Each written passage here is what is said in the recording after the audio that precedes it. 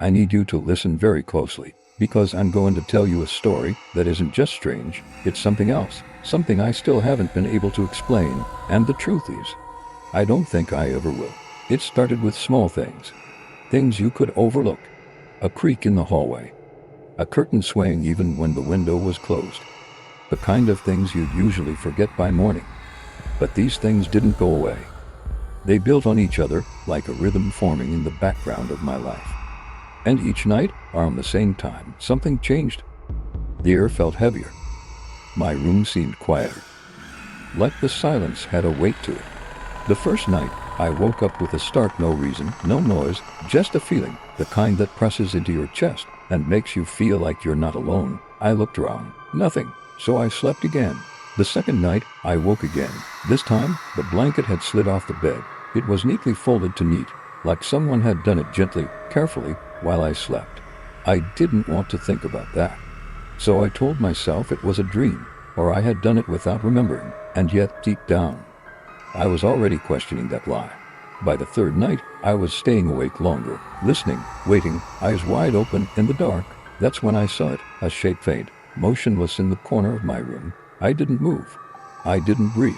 I just stared, and whatever it was, it stared back. You can reason away anything in daylight, but in the hours between midnight and 4 a.m., your thoughts become loud, your instincts sharpen, and mine told me something was watching me for 7 nights. It was always there, always standing, never moving, just watching. I didn't tell anyone. I didn't run. I just waited to see what it would do. And then came the 8th night.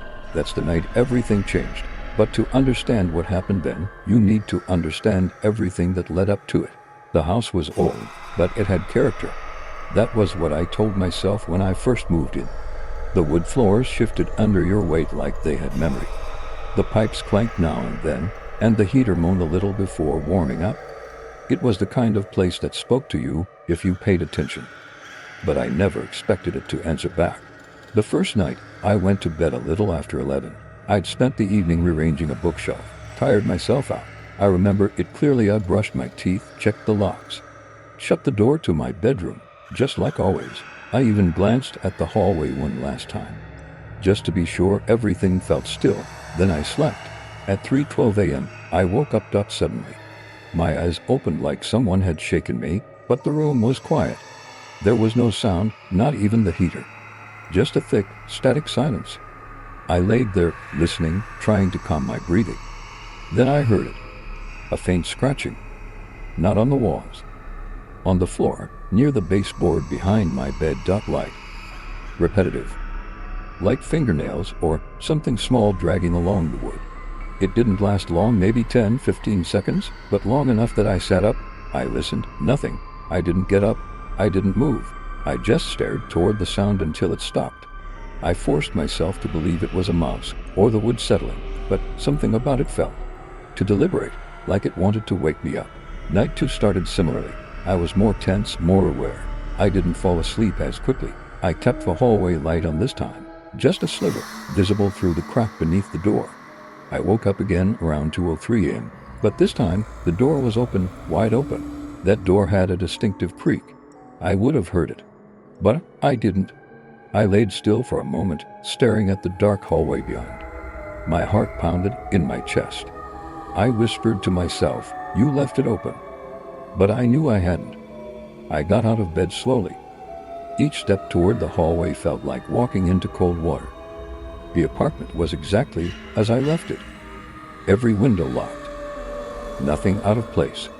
When I came back into the bedroom, I noticed something else. The blanket on the far side of the bed, the side I never touched, had been folded back perfectly, just a corner turned down. Like in a hotel, it wasn't random. It wasn't a mess. It was intentional. That's when I started writing things down, because I realized if I didn't, I might convince myself none of it was real. I didn't want to forget. I didn't want to doubt what I was noticing. By the third night, I wasn't just curious, I was prepared. I set up the old motion-activated security camera my brother had left behind after a move. I didn't expect much. I placed it on top of my dresser, angled toward the door and closet. I remember testing it twice to make sure the infrared worked. That night, I lay in bed pretending to sleep, one eye half open. I kept the room dark. My breathing was shallow. I stared at the ceiling, waiting. The hours passed slowly. 1 o'clock a.m., 1:30, 1:45. At 1:49 a.m., I heard a light click, not loud, more like a tap. Then the sound of my closet door creaking barely, just enough to release that old, familiar hinge noise. My eyes darted to the corner. That's when I saw it. It was darker than the darkness around. It stood still, but not like a statue, more like it had paused between steps. Its outline didn't look right. Too narrow, not too tall. Its arms hung wrong. Long, low, and stiff, like they were being held in place. I stared. I tried to tell myself it was just a trick of the shadows. But then, its head tilted, slow, mechanical, and I knew it saw me. I couldn't move. I couldn't even blink.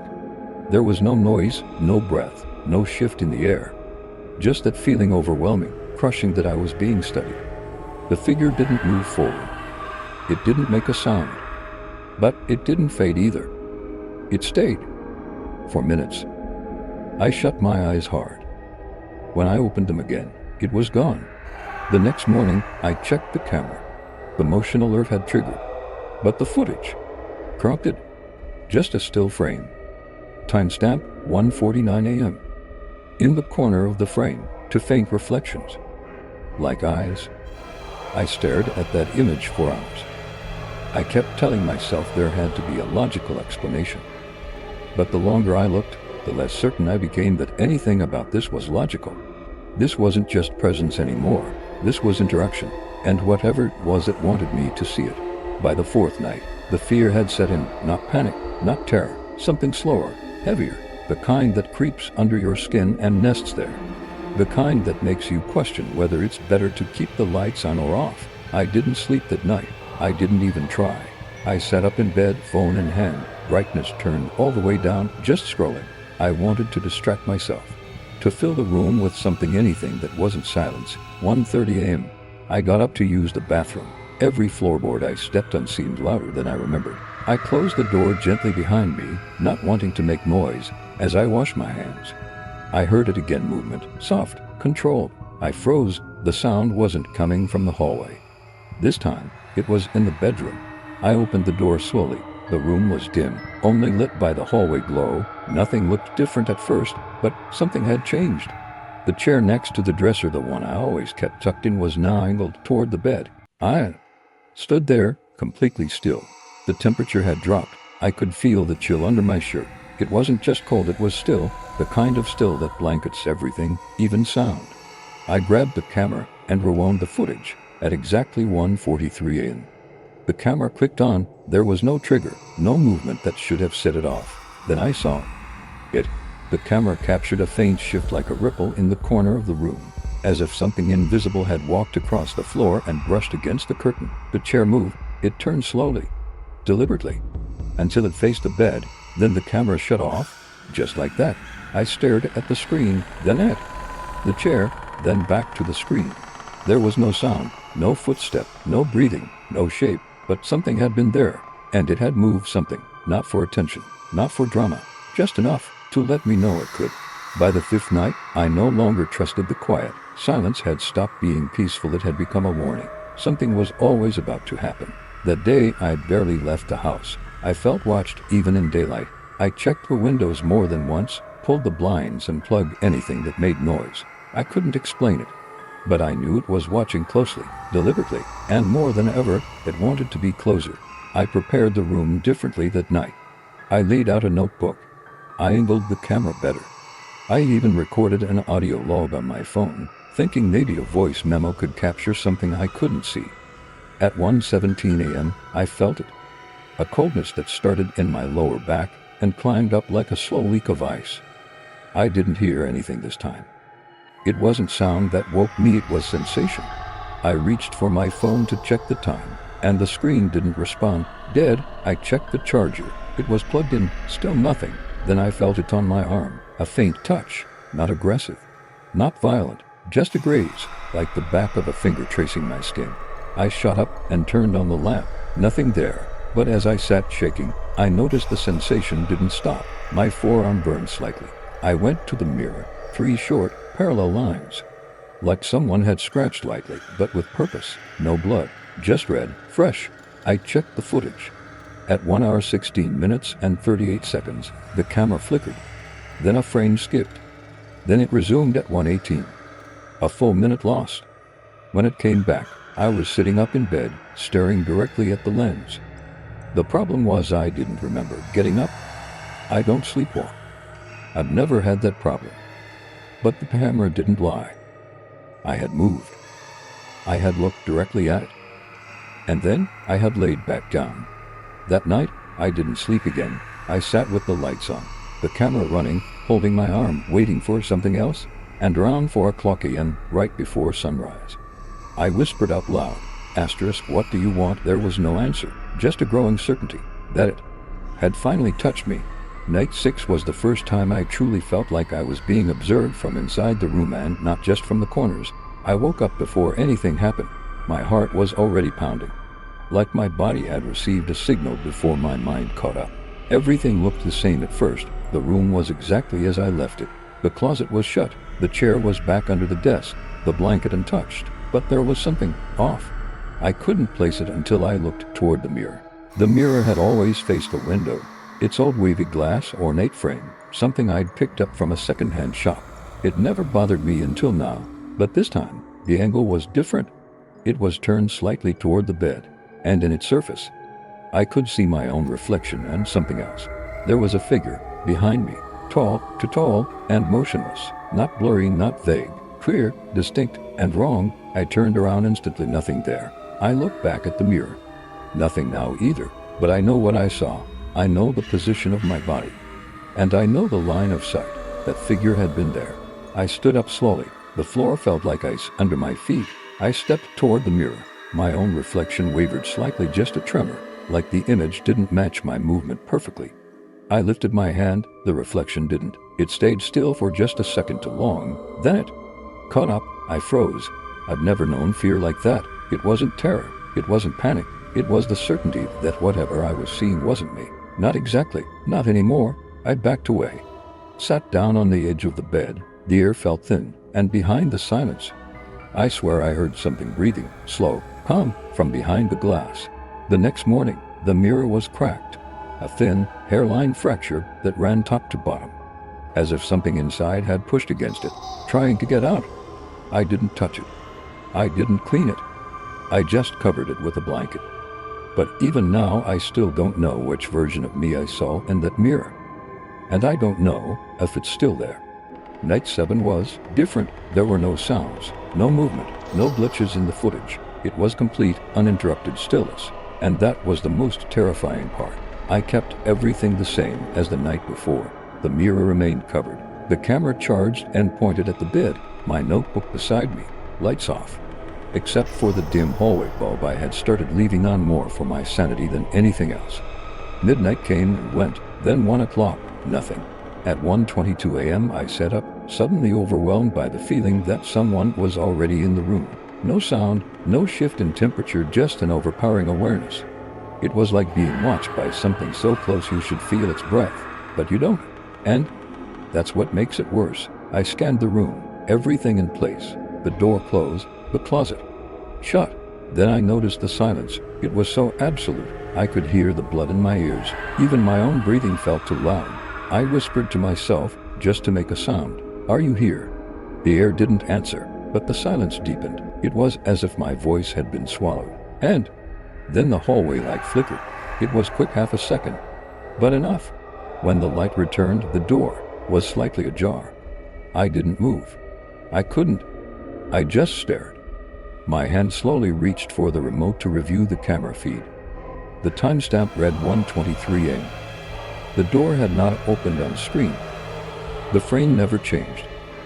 But I could see it, with my own eyes cracked open just wide enough to see out or in.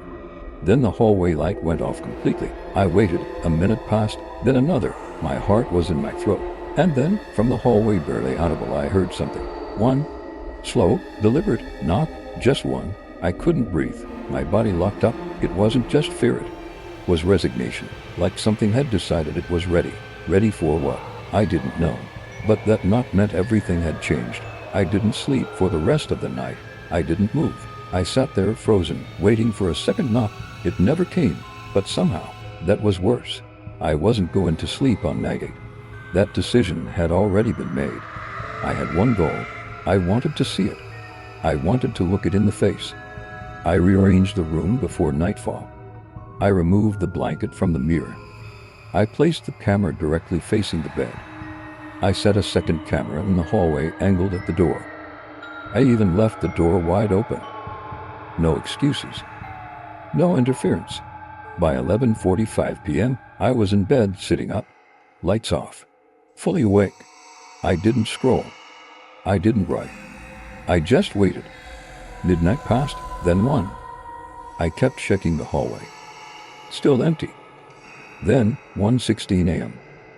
The hallway camera picked up a flicker. Not a light. A movement. But it wasn't coming from the floor. It was high up above head level. Like something tall had passed between the doorway and the wall. And then I heard it again. Not a knock this time. A breath, heavy, slow. And inside the room, I didn't move. The camera captured it first. A distortion like heat rising from asphalt forming in the corner of the room. And from that ripple, it stepped out, tall, slender. Head slightly cocked to one side. It didn't walk. It glided, quiet, direct. It moved toward the bed. My hands shook, but I kept my eyes open. I wanted to see it. And when it reached the edge of the bed, it stopped. It was staring at me. I could feel it. Even if I couldn't see details, the intent was there. The focus. Like a predator deciding what to do with prey that hadn't run. I whispered, "I see you." Its head straightened. And then, slowly, it leaned in, close. Inches from my face. The air went cold, my breath fogged in front of me. The camera glitched, the lights outside flickered. And then it spoke, not with words, with presence. A thought entered my head, clear, loud, and foreign. "Now you know." And then, just as it came, it retreated, back toward the corner, vanished, everything returned to normal, lights steady, air. Still, room unchanged. Except I was no longer the same. Because now I knew it didn't want to scare me. It wanted to be acknowledged. And on the 8th night, I finally did. I thought that was the end. I thought the acknowledgement had satisfied it. But at 3:04 a.m., the hallway camera reactivated on its own. I didn't notice until morning. I played the footage. No figure. No movement, just me. Still asleep. Then, suddenly my eyes opened, wide and blinking. I sat up, moved to the edge of the bed, stood, walked slowly into the hallway straight toward the camera. But here's the part that chills me even now. I don't remember any of it. I watched myself walk up to the lens, my face emotionless, my eyes locked straight ahead, and then I whispered something. The audio was faint, but enhanced. I could make it out. "You see me now." That wasn't my voice. That wasn't how I speak. The file ended there. No corruption. No glitch. Just an empty hallway, and the camera shutting off at 3:06 a.m. So yes, I acknowledged it. But what I didn't realize is that maybe it was waiting for that for me to let it in. And the moment I saw it, it saw through me. It's been weeks since that night. I moved out 2 days later, packed what I could fit in my car and left everything else behind, the mirror, the cameras, even the notebook. I couldn't bring them with me. I didn't want to. I've tried to tell myself it was sleep deprivation, a breakdown, some elaborate trick my mind played on me. But I've seen the footage. I've heard the voice, and worse, I've felt its presence since. Not every night, not even often, but sometimes I'll wake up in a new room, a new place, and I'll just know something is still watching. I've started to notice small things again. The door cracked open when I swore it was shut, a reflection that's just slightly off. My phone turning itself on at 3:04 a.m. It hasn't spoken again. At least, not out loud, but sometimes in my dreams. I hear it breathing, waiting. Maybe it doesn't want anything more. Maybe being acknowledged was never enough. Maybe it's still trying to become something else. I don't know what happens next. But if you've made it this far, if you've listened, if you've seen what I've seen, just know this. Some things don't visit to scare you. They visit to stay.